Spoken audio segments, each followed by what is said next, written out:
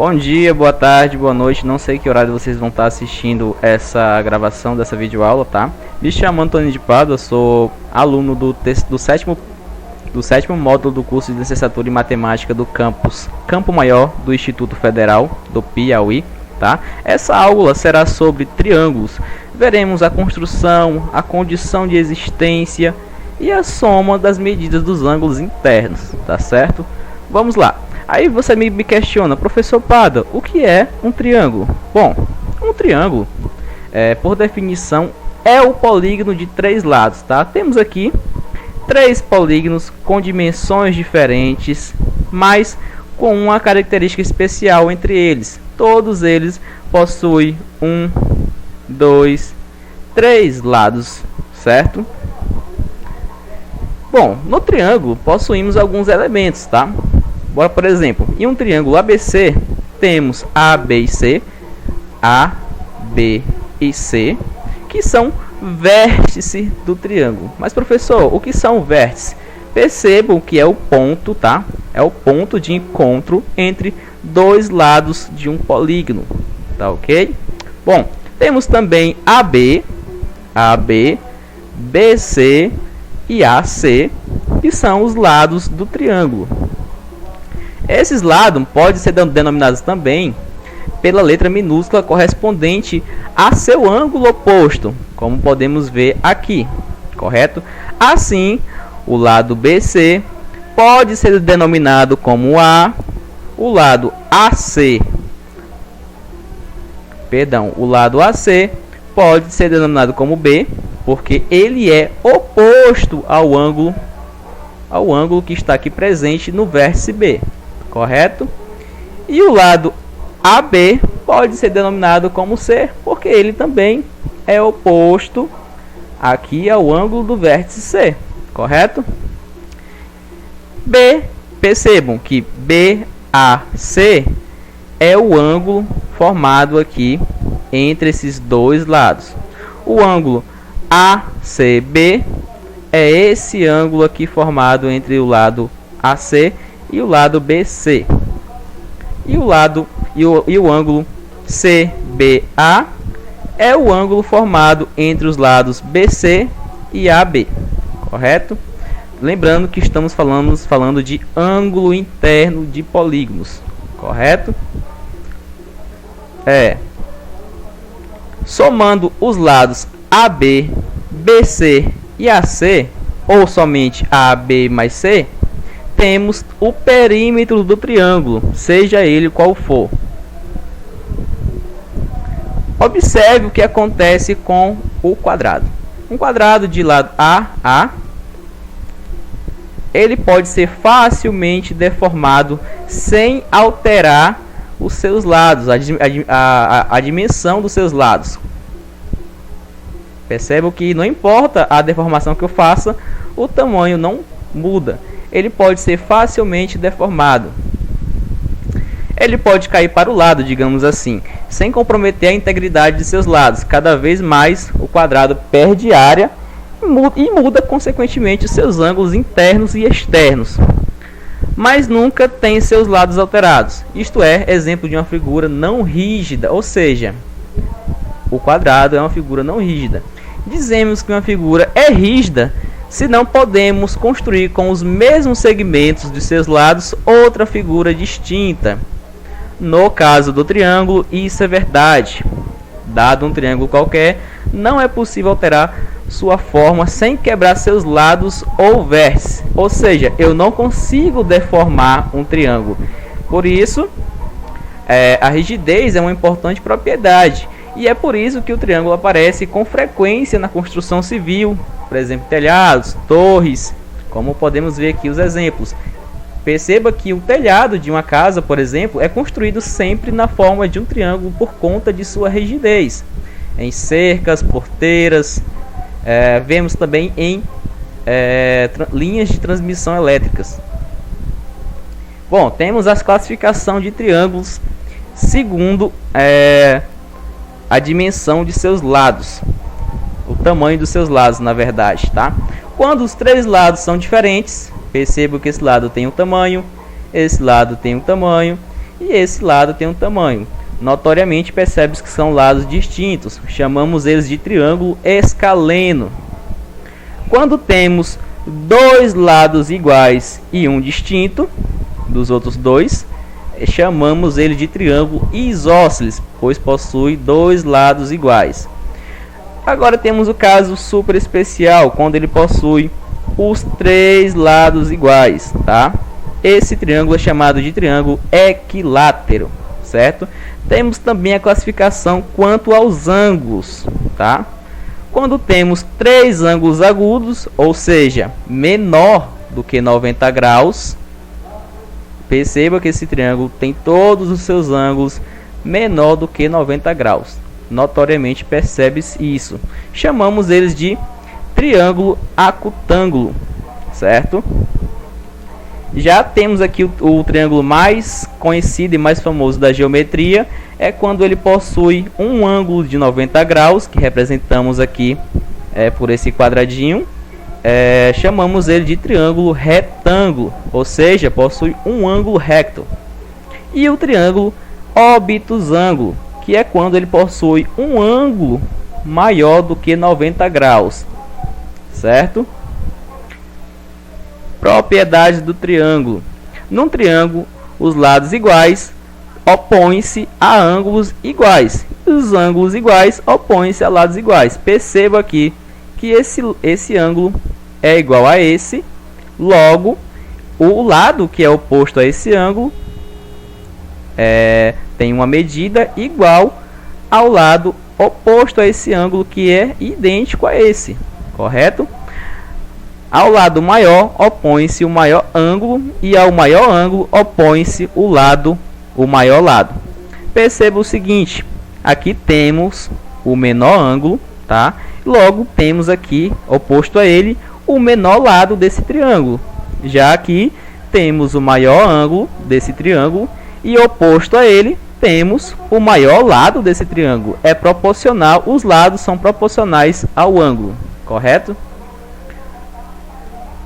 Ao menor lado opõe-se o menor ângulo e ao menor ângulo opõe-se o menor lado. É vice-versa, tá? Se eu tenho o menor lado, se eu tenho o menor lado aqui, eu tenho o menor ângulo. Se eu tenho o maior ângulo, eu tenho o maior lado. Bom, partimos agora para a construção de triângulos. Primeiramente, o que é que eu preciso para construir um triângulo? Primeiro eu pego um segmento, tá? De tamanho qualquer. Aqui foi pego um segmento de tamanho 5 centímetros. Usando um compasso, traçou-se um semiarco aqui, tá? Um semiarco com abertura maior do que a metade desse segmento. Pode ser menor? Até poderia, mas consequentemente o próximo semiarco tem que ser maior do que a metade também. Fazendo a mesma coisa, traçamos outro semiarco e obtemos aqui o ponto de encontro entre esses dois semiarcos.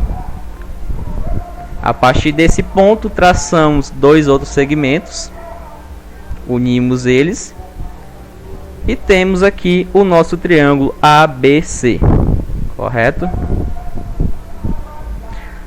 Mais uma vez, usando agora outra ferramenta, um transferidor, tá? Pegamos outro segmento e traçamos uma abertura de um ângulo qualquer, correto? Maior do que zero, é claro. E logo após traçamos do outro lado do vértice outro ângulo, também maior do que zero. No ponto de encontro, encontramos aqui um vértice C. Traçando esses vértices A, B, C, temos um triângulo formado.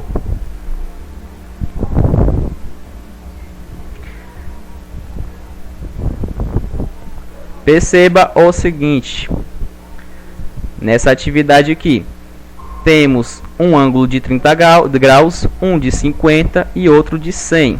Ele pergunta qual o maior lado.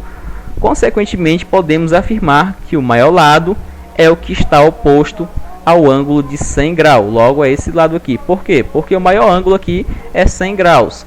E o menor ângulo notoriamente vemos aqui que é um ângulo de 30 graus. Logo, PR é menor que RS, que é menor do que ST ou TS. E que é aqui que entra a condição de existência do triângulo, tá? A famosa desigualdade triangular. Num triângulo, o comprimento de qualquer lado deve ser sempre menor que as somas dos comprimentos dos dois outros lados. Exemplo: um segmento AC, outro BC de 7 cm e AB de 5 cm e AC com 4 cm. Perceba o seguinte: eu somando AB com BC tenho 12, que consequentemente é maior do que o lado AC. A mesma coisa se repete se eu somar o lado BC com AC, que dá 11, que consequentemente é maior do que o lado AB. Pegando o lado AB mais AC dá 9, que consequentemente é maior do que o lado BC. É possível, então, nesses casos, sim, é possível construir um triângulo com essas medidas. Agora vemos aqui a prova de que não é possível construir triângulos usando essas medidas, usando 2, 5 e 6. Por quê? Somando 3 mais 2 dá 5, que é menor que 6, não se encaixa na desigualdade triangular. Logo, não é possível construir um triângulo, pois há um lado que é maior que a soma dos outros lados. A mesma coisa acontece aqui, tá bom?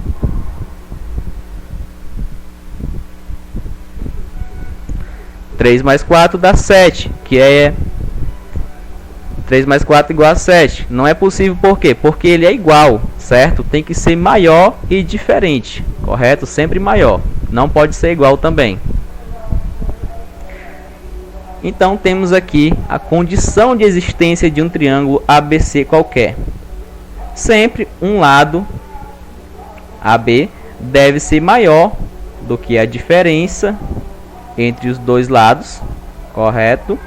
Ou o lado AB deve ser menor que a soma dos dois lados. Basicamente é a mesma coisa, é a famosa desigualdade triangular. Em qualquer triângulo, cada lado é menor que a soma dos outros lados.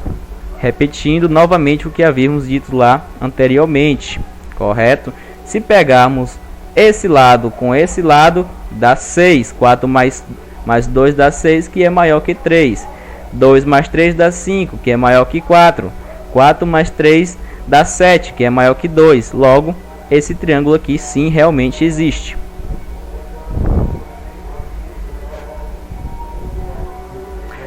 Para verificar essa propriedade, procure construir um triângulo com as medidas 7 cm, 4 e 2. Pegamos aqui como base um segmento de tamanho 7 cm, traçamos com o compasso uma abertura de 4 cm, traçamos aqui um semiarco e pegamos uma abertura com compasso uma abertura de 2 cm e traçamos outro arco. Perceba-se que esses arcos não têm um ponto de encontro. Logo, é impossível criar um triângulo com essas dimensões. Por quê? Se eu pegar 7 mais 2 é menor que 7, tá? Deveria ser maior que 7.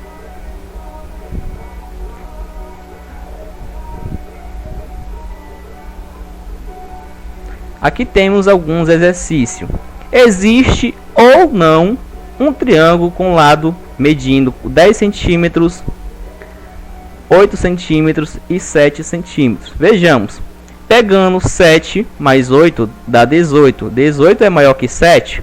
Sim, é maior que 7 cm. Primeira condição verificada. Pegando 10 mais 7 dá 17. É maior que 8? Sim. Segunda condição verificada.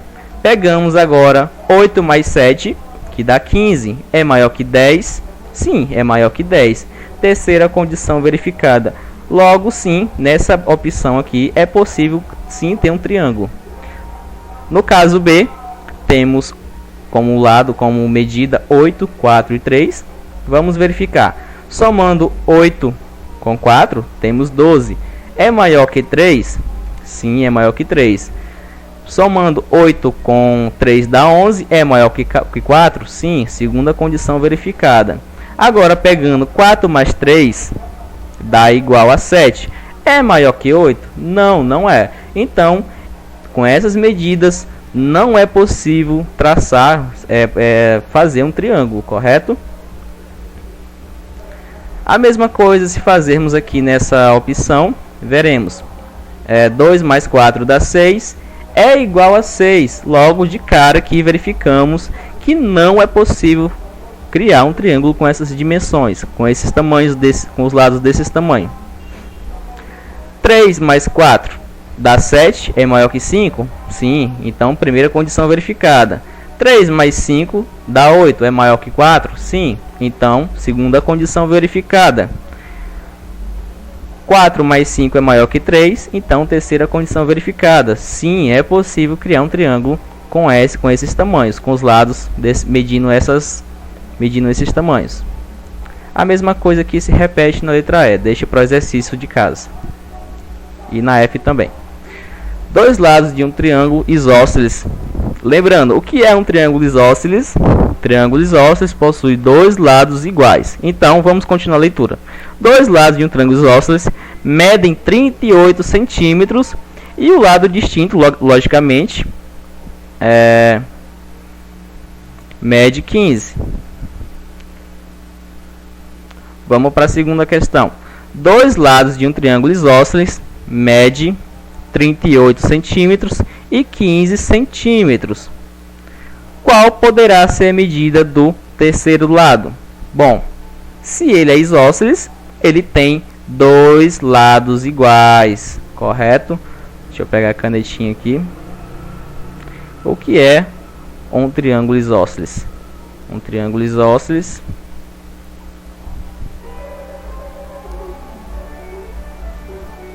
é quando ele possui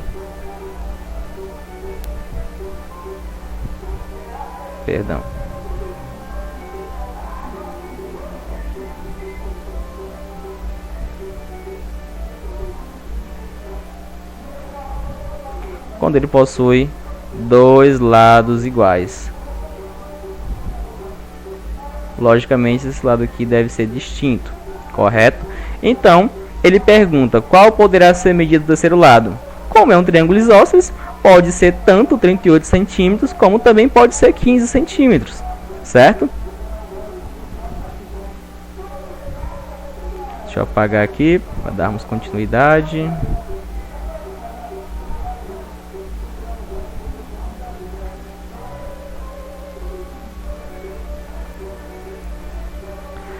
Veremos agora a soma dos ângulos internos de um triângulo. Bom, se pegarmos qualquer triângulo, recortarmos ele aqui,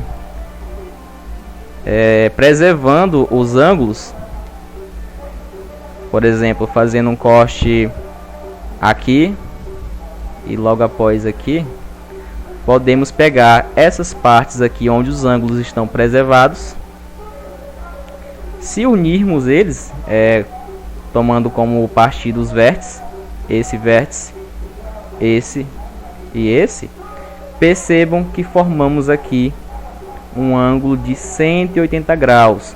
Portanto, temos o seguinte, que a soma dos ângulos internos A, B e C é sempre igual a 180 graus para qualquer triângulo.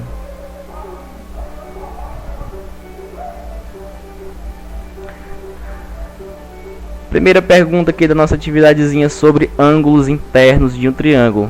Quanto vale a soma dos ângulos internos de um triângulo? Já falei anteriormente.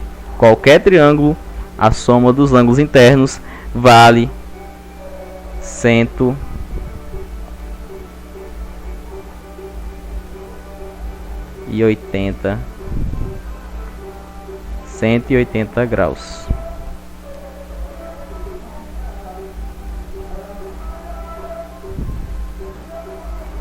canetinha é meio difícil, mas vai dar certo.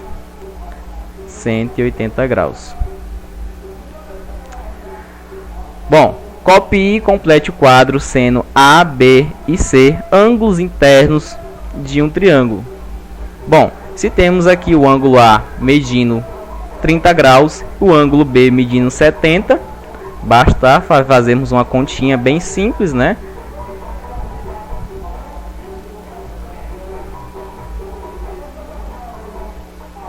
Vamos fazer aqui, tentar fazer na canetinha.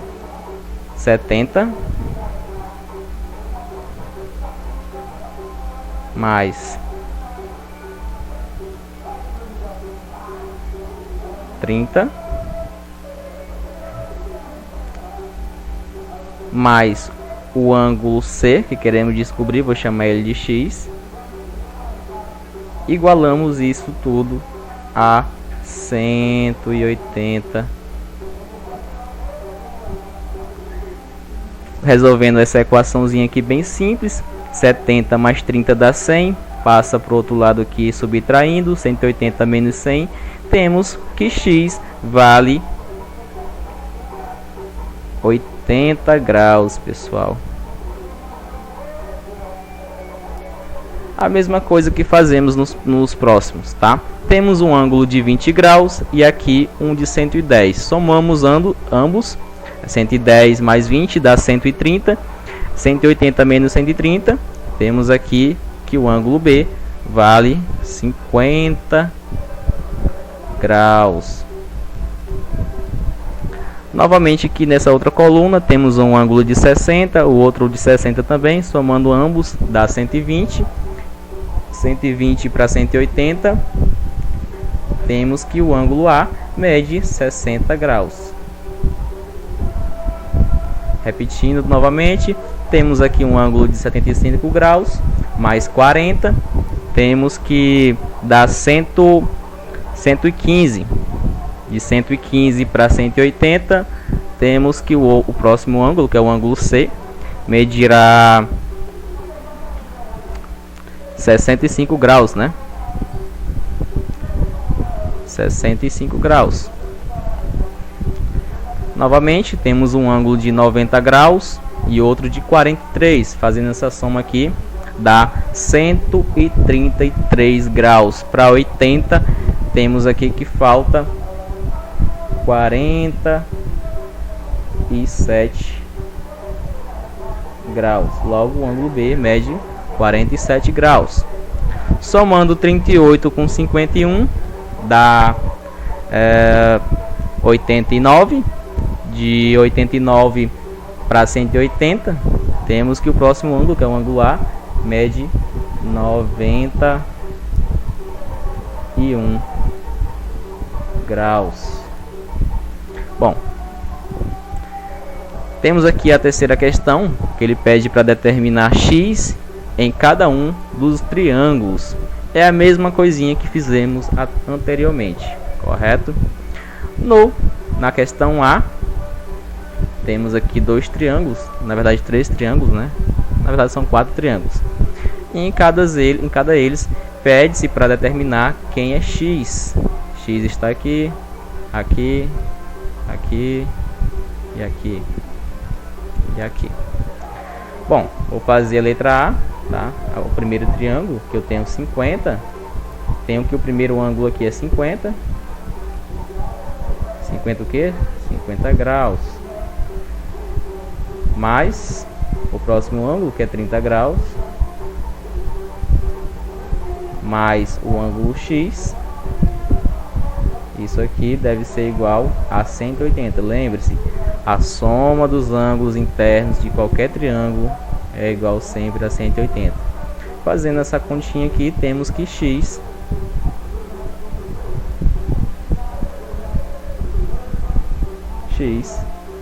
é igual 80 menos 180 180 menos 80 é igual a 100. Ou seja, x mede 100 graus.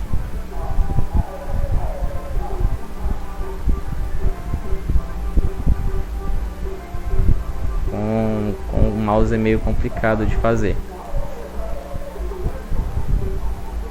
A mesma coisa que repetimos no próximo triângulo, só que ali recaímos em uma equação um pouquinho mais complexa, mas dá pra fazer. Vamos tentar fazer aqui com a canetinha mesmo.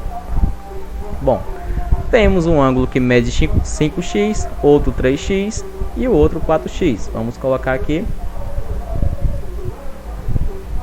5x mais 3x mais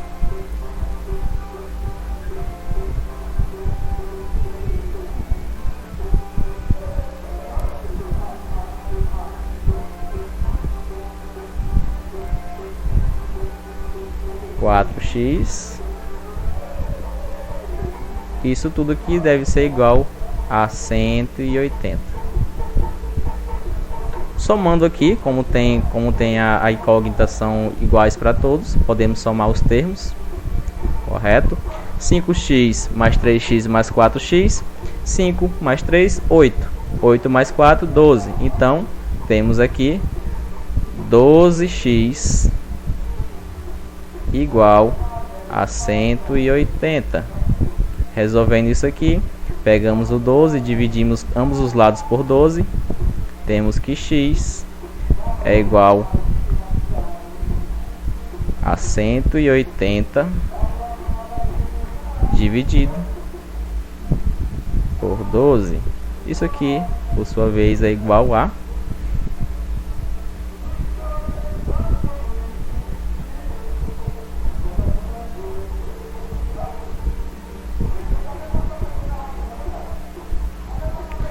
igual a 15, pessoal.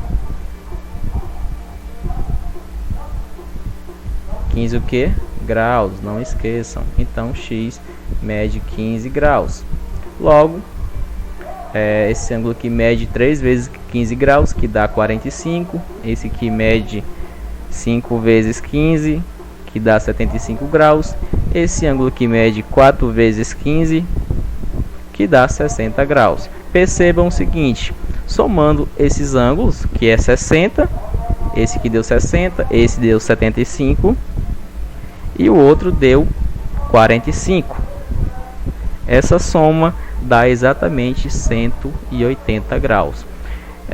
Nesse caso aqui fica para vocês como exercício, tá? Para a forma de avaliação. Esse é o terceiro e o quarto fica como exercício para vocês. E o quinto também. Bom, nesses casos aqui,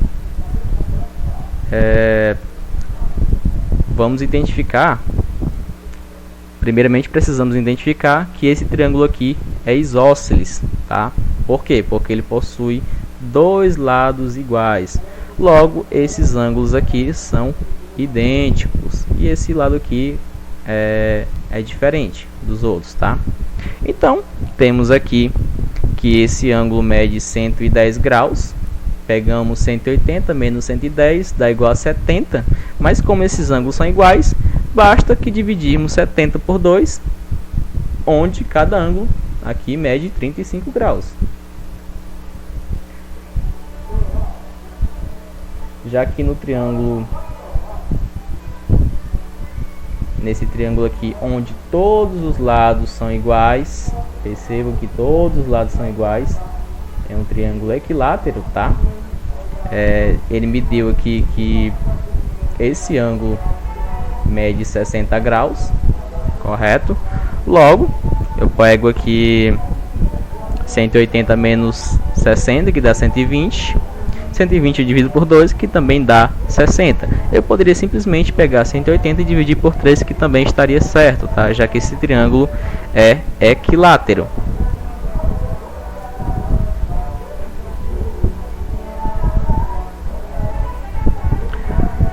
Já nesse caso aqui, onde todos os lados são distintos, fazemos o procedimento que fizemos na questão anterior. Ele deu, se tivesse somente um ângulo, era impossível determinar os outros dois ângulos. Mas aqui ele deu dois ângulos, logo é possível determinar o ângulo que falta. Basta eu pegar 180 menos a soma dos dois ângulos que ele me deu. Fazendo essa somazinha aqui, temos que resta 90 graus, logo esse ângulo mede 90 graus.